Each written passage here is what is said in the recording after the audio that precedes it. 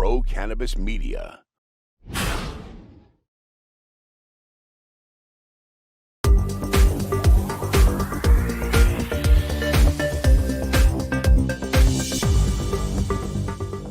Hi, everyone. Welcome to another very special edition of In the Weeds with Jimmy Young, a weekly podcast here on Pro Cannabis Media.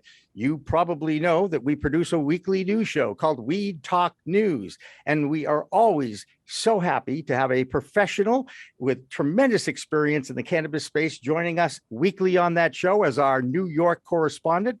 She's from the Green Market Report. She's Debra Borchardt. Debra, thank you so much for joining me here today. Thank you, Jimmy, for having me. I'm happy to be here. And Debra and I are also going to welcome a very special guest to the program this week, and it is the CEO of Unrivaled Brands. His name is Frank Knuettel. And besides being a graduate of Tufts University, okay, see, I had to get it out of the way. He's had a very interesting career in cannabis industry and cannabis corporations. Frank, thank you so much for joining us today as a fellow jumbo. Thanks for having me. It's a pleasure to be with you both today. Debra, why don't you walk us through a little bit about what you know about Frank's background? Because I know you've been actually following the beat of big business in cannabis for a number of years now. Go ahead. Well, for the audience, I just want to make a note that if you're not familiar with the name Unrivaled, it's because the company used to be known as Terra Tech. And for many years, we've been calling it Terra Tech. So now we're having to retrain ourselves as the company is now being called Unrivaled. And this is a relatively recent change. I'm so happy to have a chance to talk to you, Frank, because really Terra Tech, which is now Unrivaled, has been through quite the year.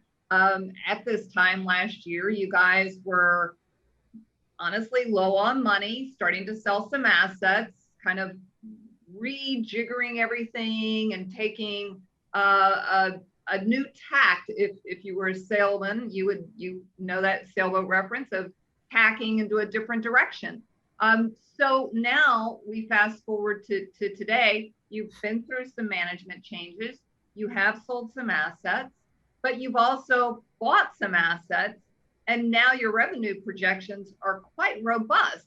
So what a year the company has been through.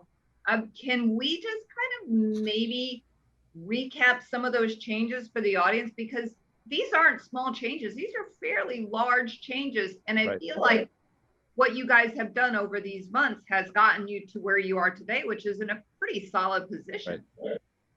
Right. Thank you. Thank you for that intro. And yes, we had a tough 2020, notwithstanding COVID and some of the capital market downturns. And frankly, as part of that floundering, we were able to execute an update or an upgrade to the management team and the board governance.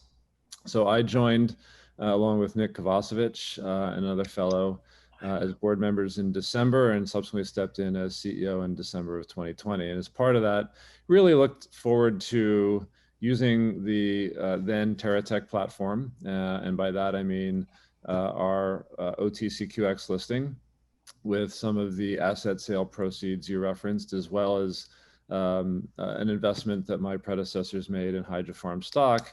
So really leaving me with an opportunity to use the public company platform and our balance sheet to build the company in a highly focused manner, concentrating on cannabis assets, cannabis operating assets, specifically on the West Coast.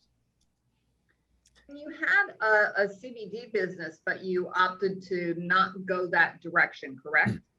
Yeah, the decision was made by my predecessors to close that down as well as acquire it in the first place, and I think that was a very sound decision to close it down. The decision to go into CBD post Farm Bill was maybe a little less focused than would have been preferable, but I firmly believe that closing it down made sense based on the overall economic environment for CBD products. And that's part of the focus I'm bringing to Unrivaled Brands.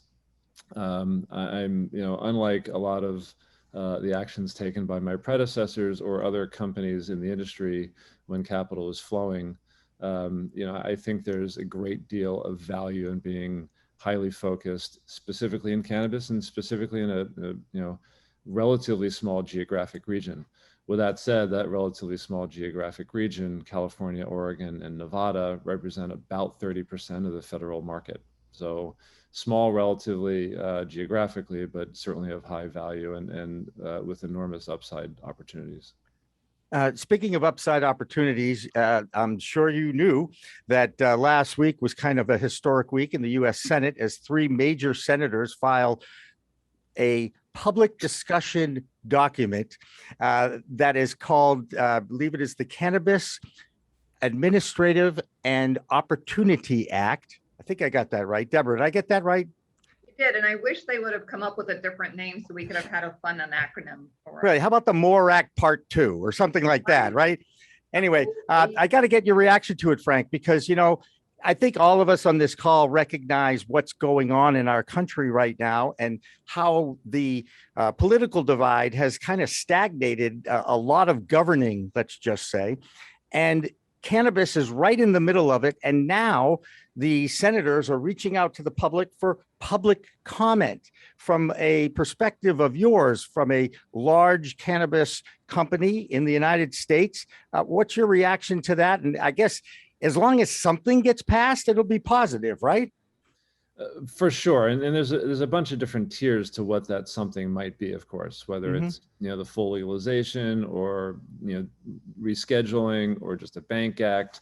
I am, firmly of the opinion that, the long-term value is in legalizing cannabis. I think, some of the history is not very attractive. I think the war on drugs did not, play well, especially with respect to cannabis. So over the long term, I fully expect and believe and support legalization. With that said, I don't know that the Senate's got the votes right now to do that. And I think at some point, to your comment, we may be looking at a lesser but still good first step forward. And I think one of the big issues in our industry is frankly commercial banking, and the fact that we don't have good access to commercial banking and cash handling and credit card processing at this point in the industry's growth is both unfortunate and frankly one of the biggest operating pain points we experience. So I would like to ultimately see legalization, of course. I just don't know that's going to happen right now, given the political divide, as you referenced, the construct. And it would certainly, note that having, even, a bank act would be a huge step forward. Don't mention that bank act with Cory Booker present. I just want to say, He walked it back. He was a little dogmatic in that. I think he might have even referenced laying down on the tracks, which is right. a pretty strong comment to make. But, doesn't that reflect the passion that these guys have, or at least they're putting that out for their public persona? I know that there's going to be a lot of wheeling and dealing behind the scenes. That's why I'm not a big fan of politics. And another example of why the people's will is not being answered as easily as the people would like it, because there are politicians involved. And I'm guessing that there's got to be some internal frustration among the industry about that as well. If you get 70% of Americans are now saying legalize it, 90% recognize the medicinal value of it, and we're still struggling to get that message to our representatives in Washington. And we all know why. There's money involved and everybody has to get a piece of it. Right, Frank? It's mystifying, right? You have a product where you have overwhelming public support, and as you point out, on the medical side, it's 90+%. If you look at many other aspects of it, whether it's recreational or medical, there's very significant benefits. On the medical side, you've got all kinds of issues with PTSD, inflammatory diseases, Crohn's colitis and others, where there's pretty strong evidence it helps quite a bit.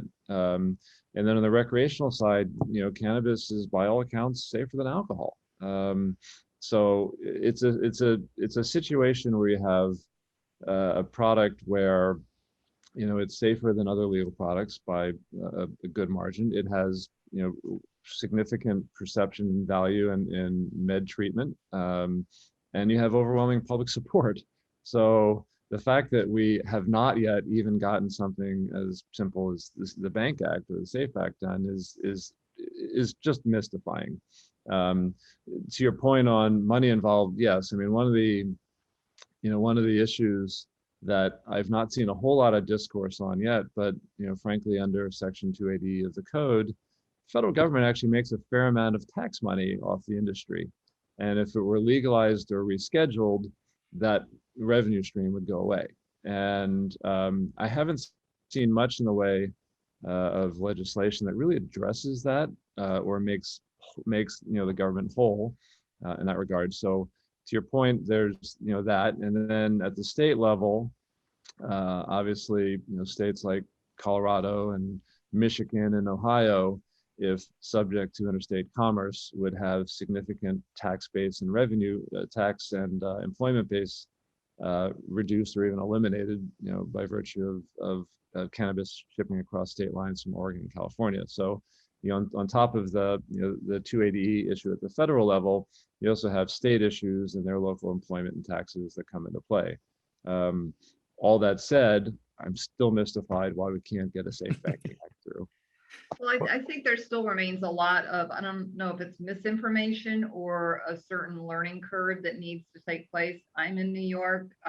My local towns are starting to discuss whether they're going to opt in or out. And you would think, being just 40 miles north of New York City, that people would be a little bit more informed about cannabis. And I was surprised at some of the Facebook comments for my local area talking about the town having a town meeting about this and approving it and should they opt in or not. And some of the things that I was reading that people were saying were pretty shocking. Saying things like, everybody knows, cannabis was a poison and that's why they outlawed it. What? And then when I said, no, actually, major medical companies like Lilly and Pfizer sold it as a medicine before it was outlawed. And I was accused of lying and making things up. And I was like, I have the research. I've done this is fact. And it blew me away at how much misinformation was still out there. Yeah. It's going to be up to the companies like yourself to really put forth a public education effort. Yeah. Yeah, Well, go ahead. I'm going to let Frank go here, but wouldn't it be nice if they would allow public service announcements on traditional media to actually enlighten and educate the public? Right now, cannabis companies can't even reach those people, right, Frank? It's frustrating to deal with the stigma that you still face every day, don't you think? I think the market and the public perception has evolved very quickly.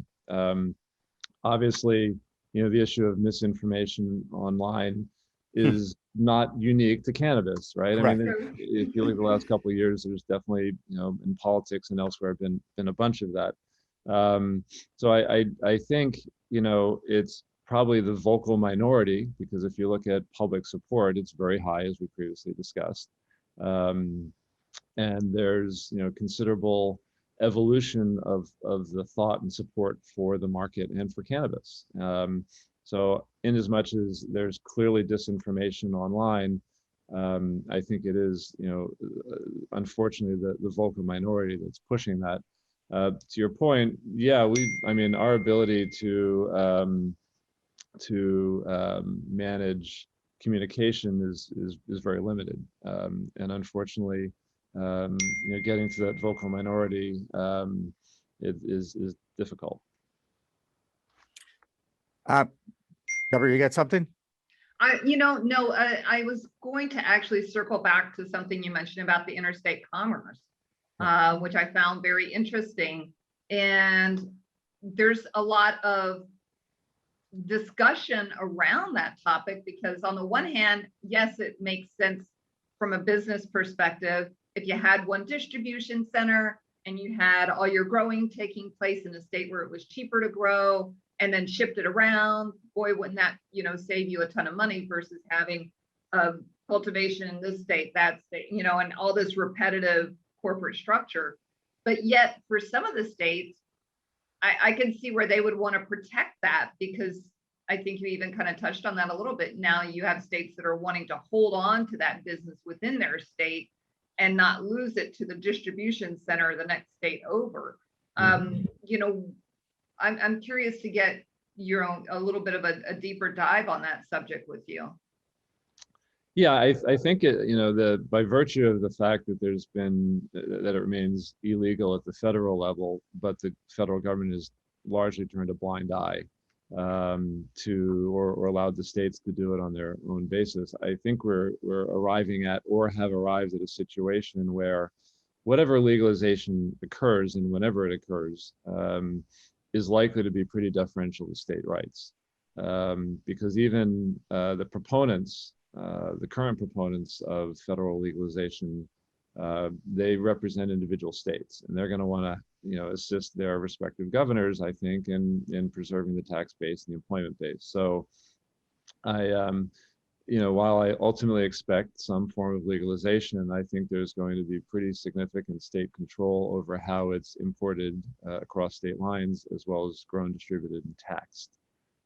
So, I mean, if you look at, you know, most of the states in the country, generally speaking, you're in a situation where you can get one outdoor crop. And even if you put it in hoops or greenhouses, it's not nearly as efficient necessarily as it is to grow in similar environment in California, Oregon. So I think because of that, whatever form of legalization occurs, there will be considerable deference to individual state management of the regulatory regimes.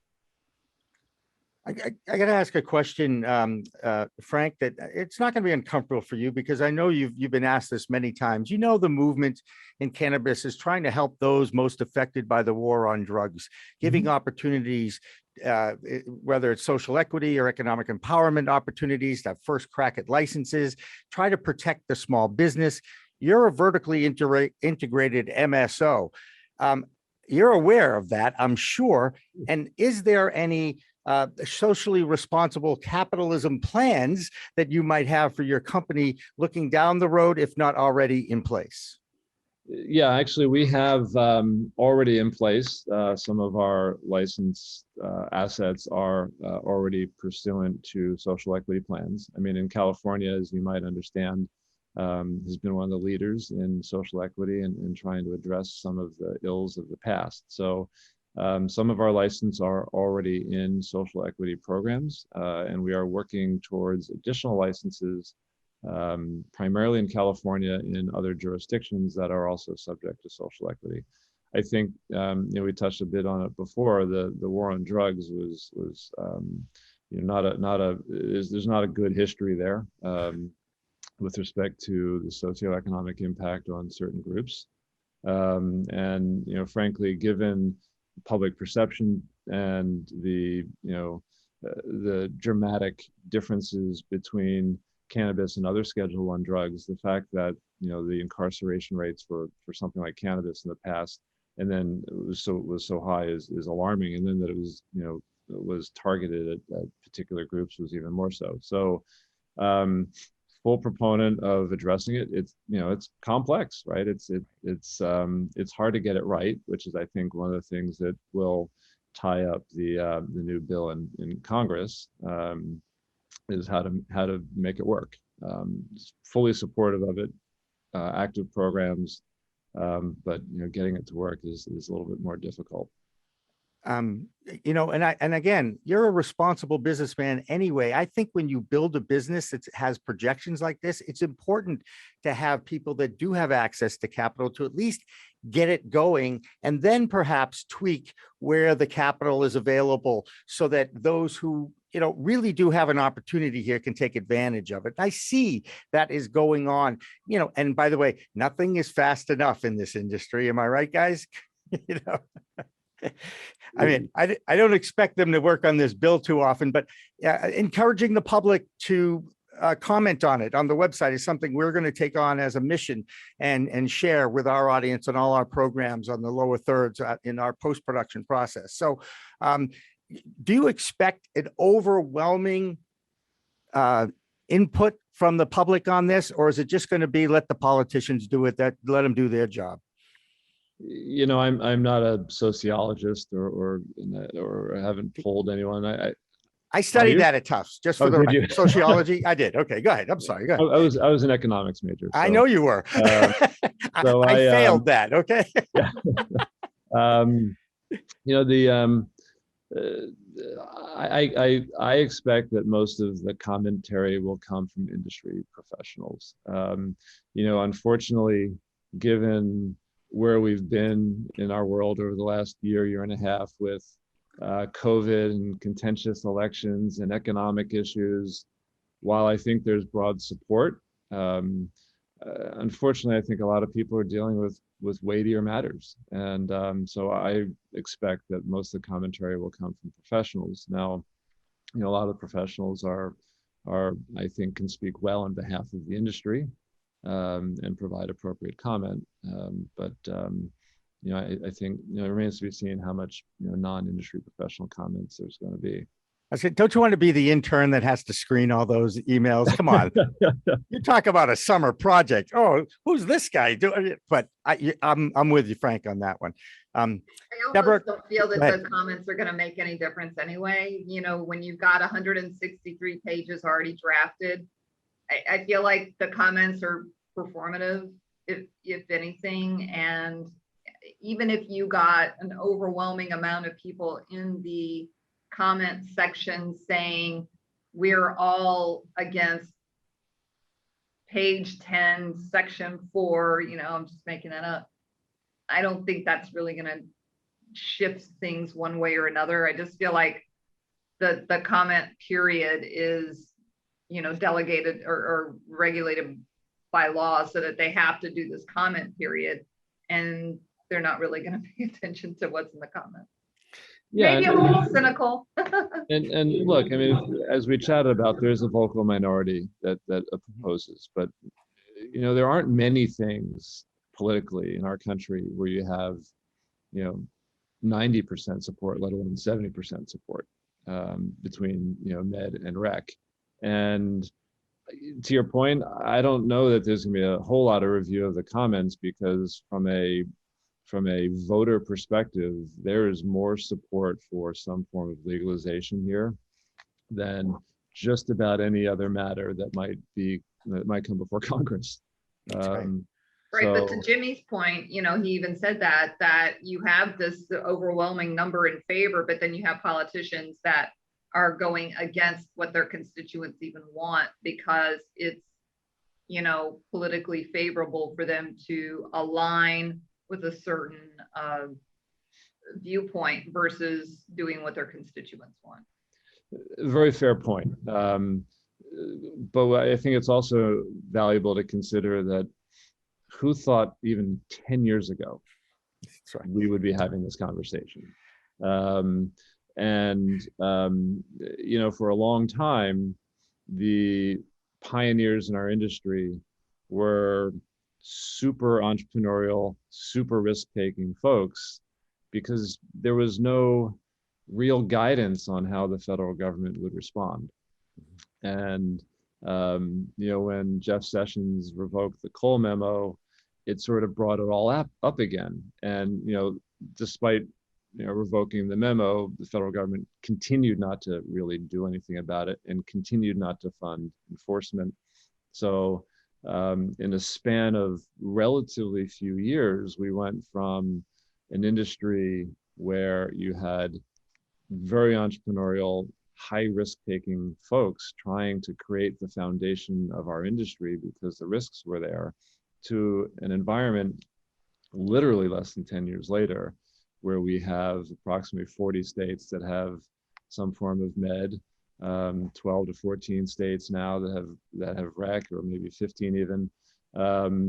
And the fact that we're having this conversation in this manner, I think is much more than certainly I expected even 5, 6, 7 years ago. And I think as a result of that, there will, you know, be an ongoing movement in Congress to adjust and adapt. And you know, one of the, you know, the beauties of the system and one of the detractions of the system is that it's very consultative, and it takes a while to move legislation through. And I think sooner or later, Congress is going to catch up to the public support and the public will.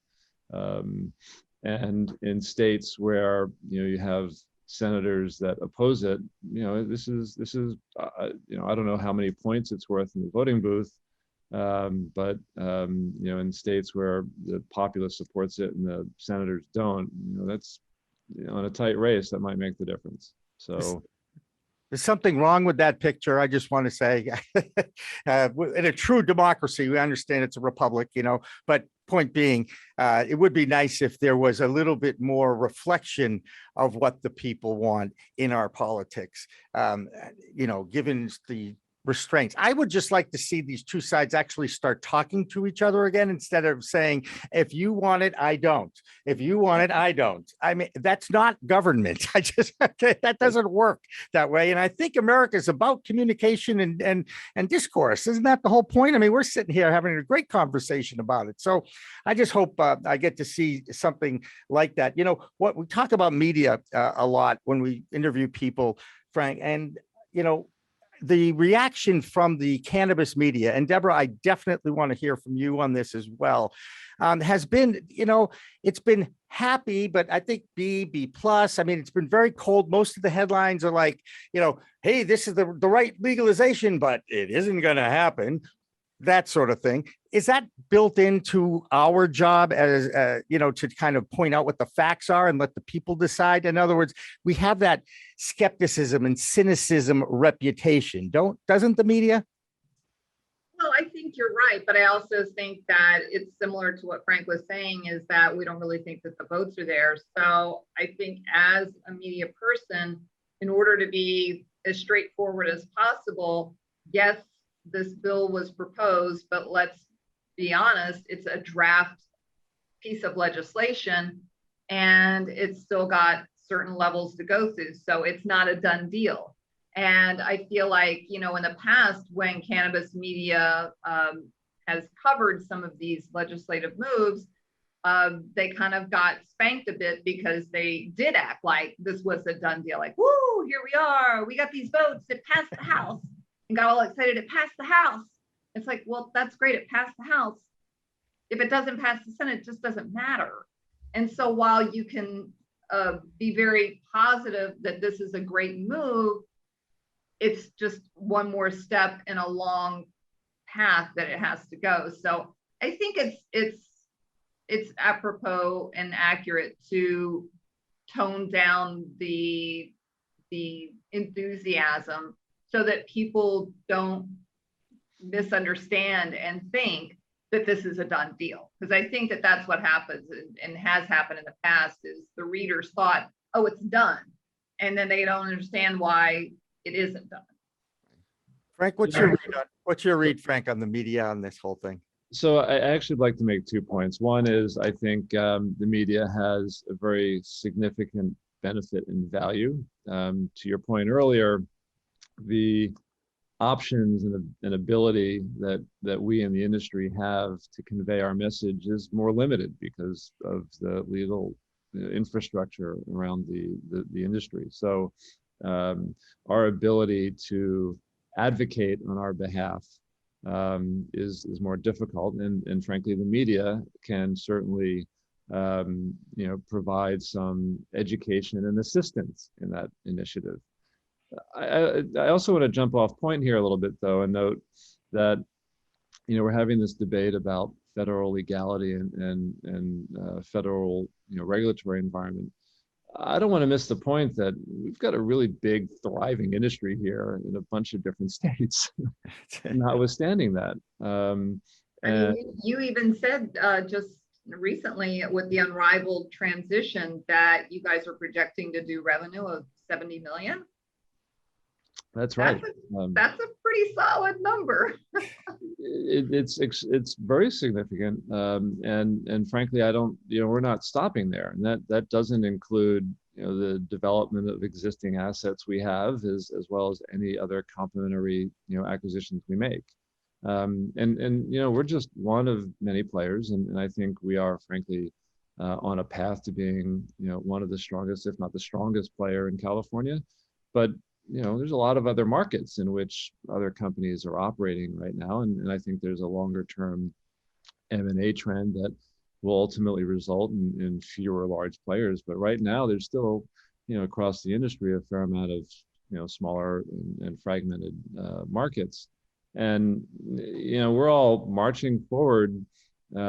Yes, we have operating issues with banking and credit card and all that stuff because of federal illegality, but we've got a growing, thriving industry, notwithstanding all the federal legislation, issues and timing and perceptions. Do you think that by having, within Unrivaled, you've got your own retail, right? Yes. And you've got your brand. So you've kind of got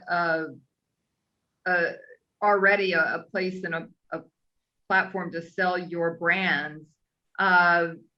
How are you positioning those brands? And I guess how do you define Unrivaled? What is it about your product that sets you apart and is unrivaled?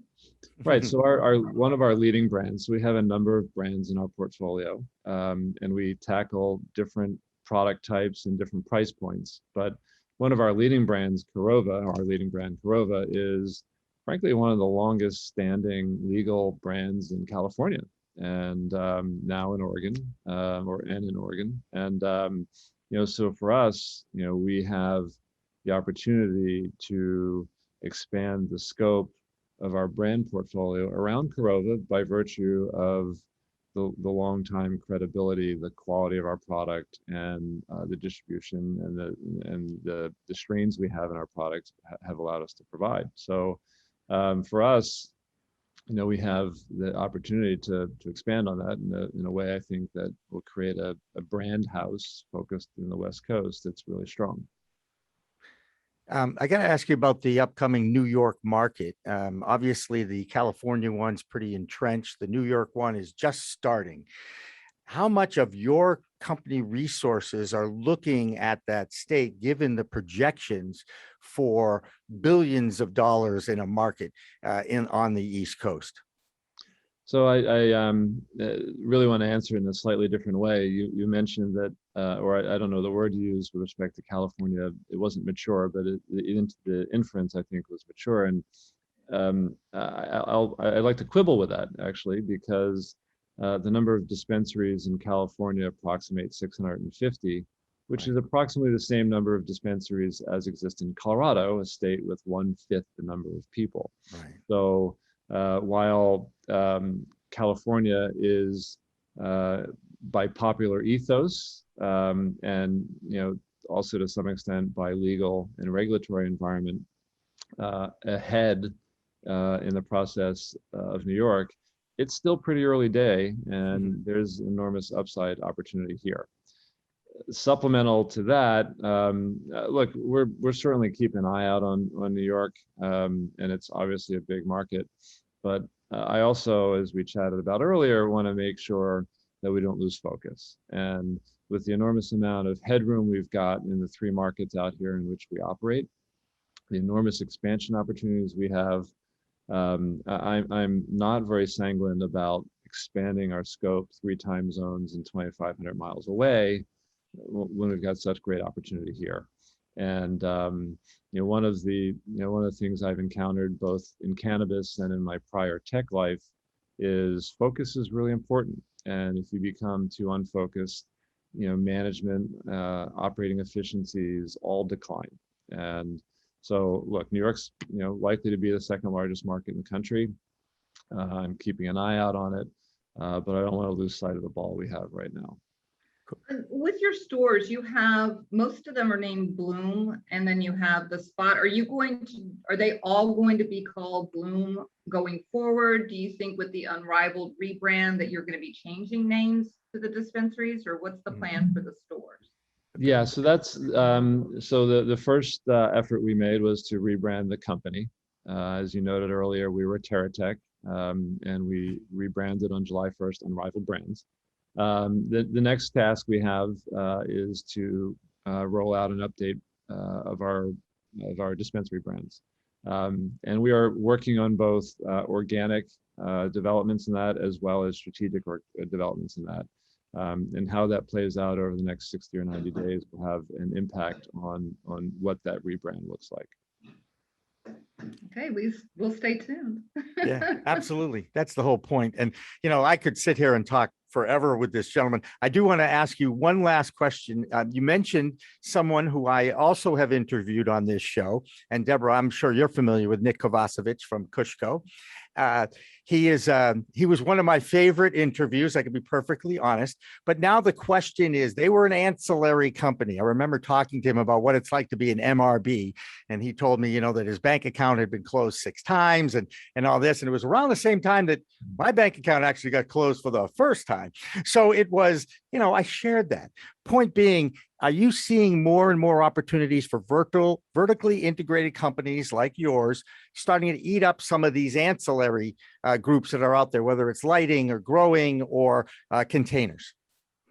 I haven't seen a whole lot of it, and from my perception, it's not on our roadmap. And the reason I say that is, there is a divide now between plant touching and non-plant touching, and the impacts that has with respect to if you're public, where you can list and where you can bank, and all sorts of operational and tactical issues in that regard. The other thing is, just to use back to my earlier point, is there's so much opportunity in plant touching assets in the states in which we operate that, again, I don't want to lose focus. And we have 3 open dispensaries now. We're in the process of opening 2 more. We're looking at various strategic alternatives to potentially add to that. And in a state where they could reasonably support 2,500, 3,000 dispensaries, there's a lot of upside. And so from my perspective, A, I haven't seen it in the industry a whole lot, and B, I really don't want to think about it with respect to Unrivaled Brands, because I don't want to defocus us from the real big opportunity we have now. You use the word focus. If you have any tips to help me with that, please, I'd really appreciate sharing it. For years, people have tried to get me to focus, and I don't know. It is what it is. Frank Knuettel, thank you so much from Unrivaled Brands. Debra Borchardt from the Green Market Report. We will continue to look forward to seeing your reports on We Talk News, and of course, your newsletter, Green Market Report, is available for subscription as well. So, Debra, thank you so much for joining us. And for everybody here at Pro Cannabis Media, we thank you. Remember to like, share, and subscribe to our podcasts. Yes, that's the audio format, or just our channel and our newsletter on all of our social media platforms. So for everybody here at Pro Cannabis Media, remember, it's a whole new world of weed out there. Use it responsibly. Thanks for watching. Thanks for listening. Weed Talk and In the Weeds are 2 productions of Pro Cannabis Media, supported by Revolutionary Clinics, one of the top medical cannabis dispensaries in the Massachusetts area, now with 3 locations in Greater Boston, 2 in Cambridge, and 1 on Broadway in Somerville. Rev Clinics has a patient-first mission. They will customize your needs as a medical patient with the proper titration and combination of strains, flavors, and products. Rev Clinics, where the patient comes first.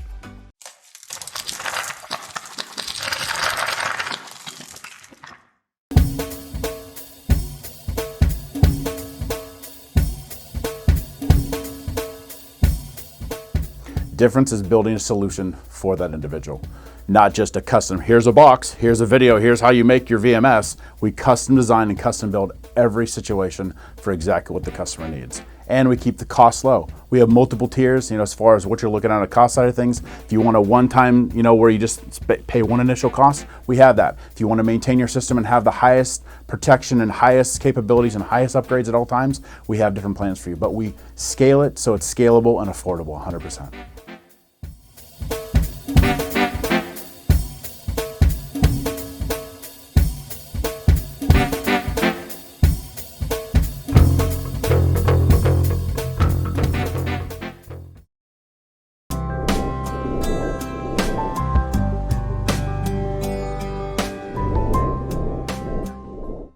Pro Cannabis Media programming is available live and on demand on our Facebook page at Pro Canna Media, on Instagram at Pro Cannabis Media, on LinkedIn also at Pro Cannabis Media, on YouTube and YouTube Live on Pro Cannabis Media, Twitter at Pro Canna Media, and on twitch.tv/Pro Cannabis Media. So like, share, and subscribe to all of our content, newsletters, and shows live or on demand.